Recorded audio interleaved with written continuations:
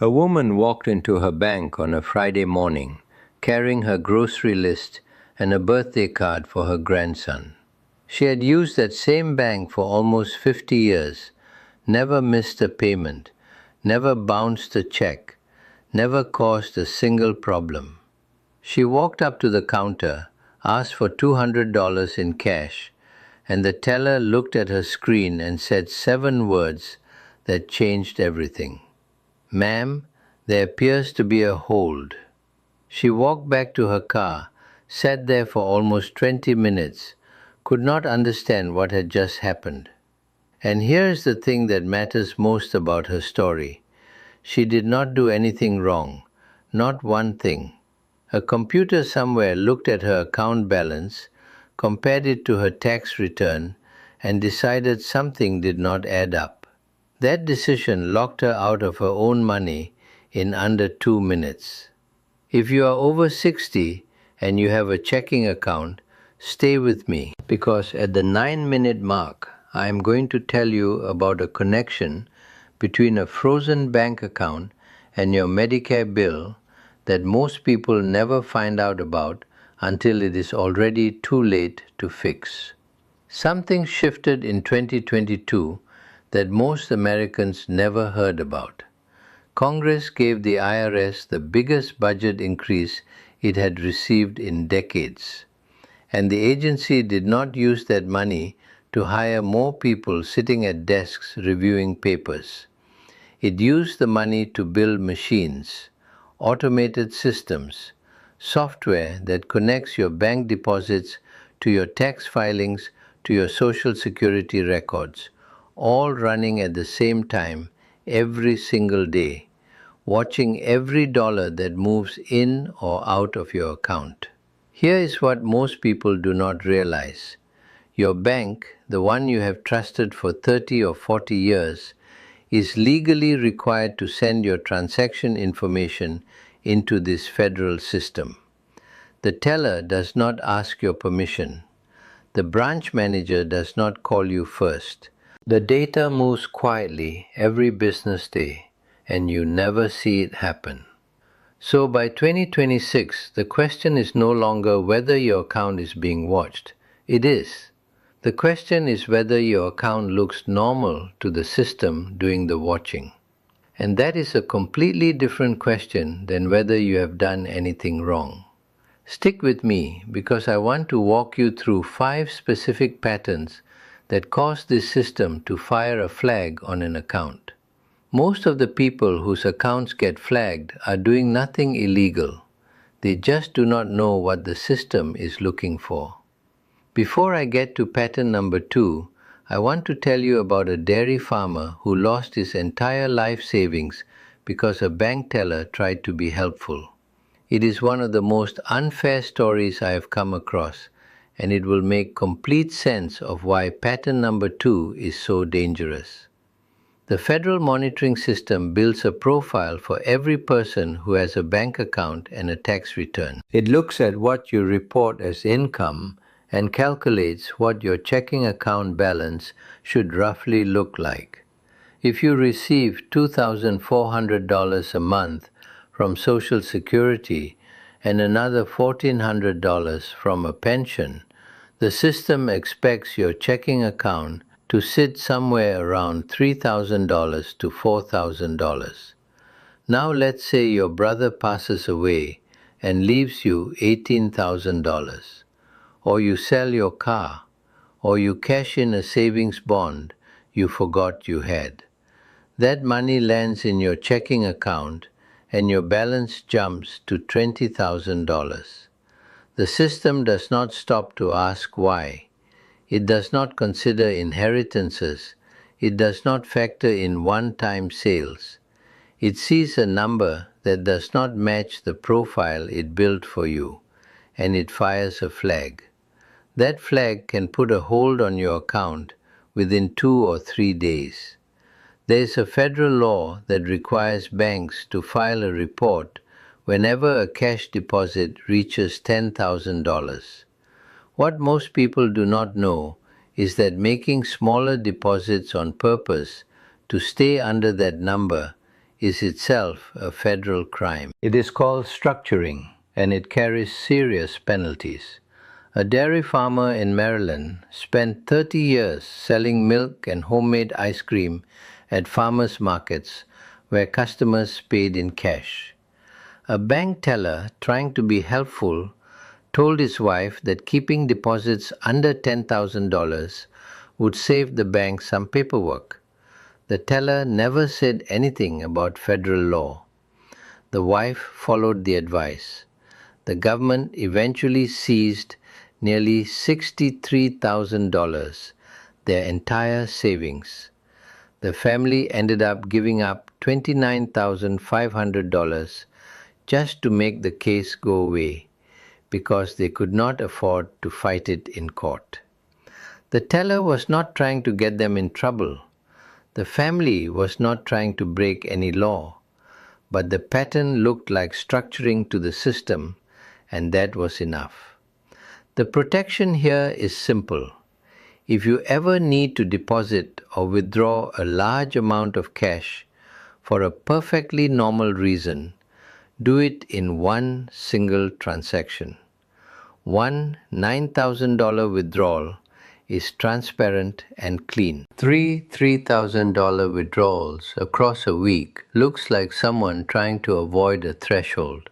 Do it all at once. Starting in 2025, the Social Security Fairness Act began sending out retroactive payments to retirees who had been underpaid for years. Some of those checks were $6,000, some were $11,000 or more.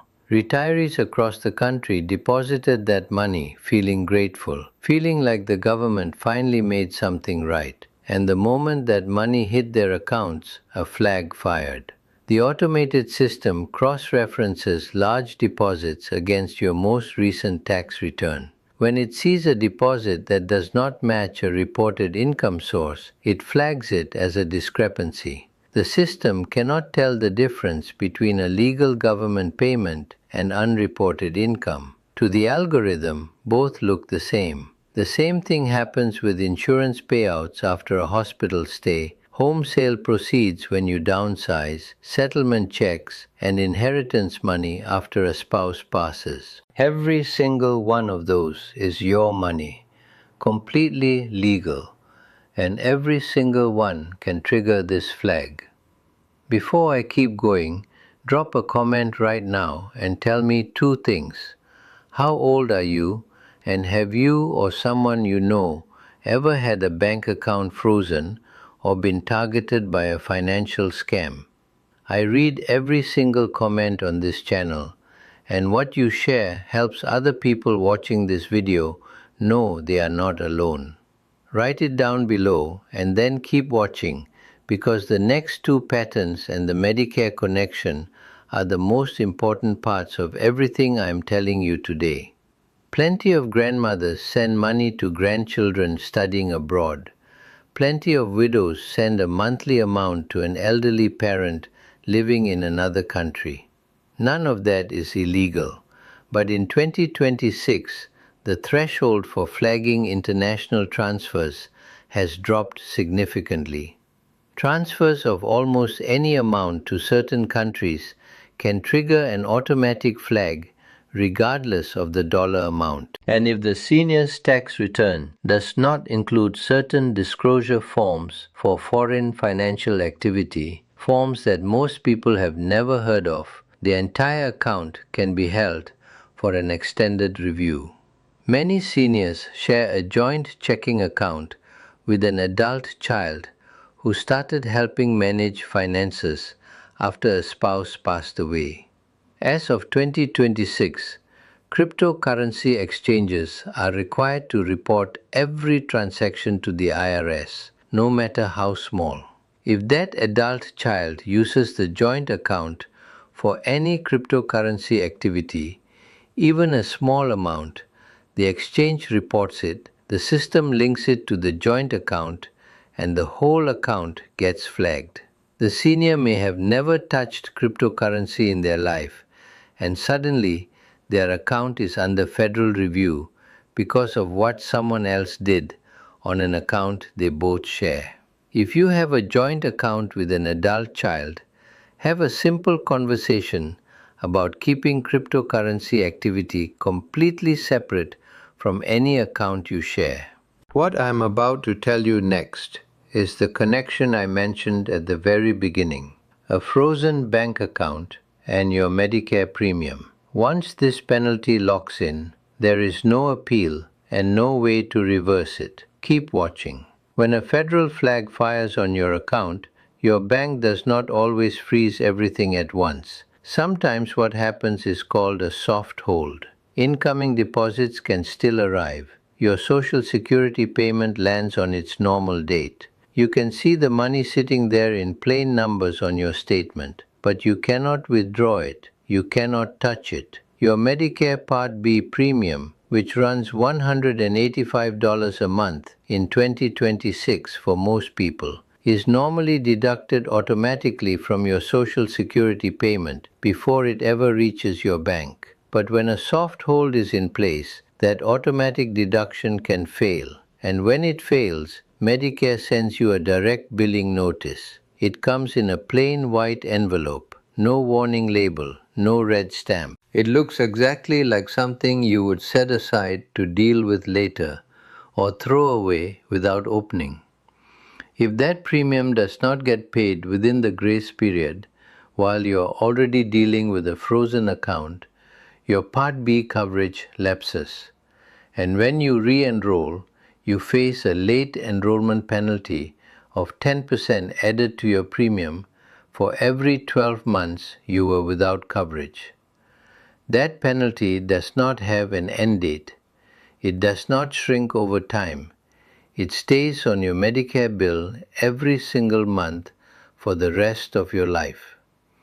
A frozen account that gets resolved in a few weeks can leave behind a permanent increase in your healthcare costs that never goes away. Tonight, pull up the last 6 months of your checking account history. Look for any deposit that was significantly larger than your normal monthly pattern. A car sale, an inheritance, a settlement check, a government payment. Find whatever paperwork you have for those transactions and put it in one folder. If your bank ever contacts you about a flagged transaction, having that paperwork ready is the fastest way to resolve it. If you received a retroactive Social Security payment in 2025, call your tax preparer and ask one simple question: did that payment require any additional reporting on my return? That one question can prevent a flag from firing later this year. Consider opening a high-yield savings account at a different institution from your regular checking bank.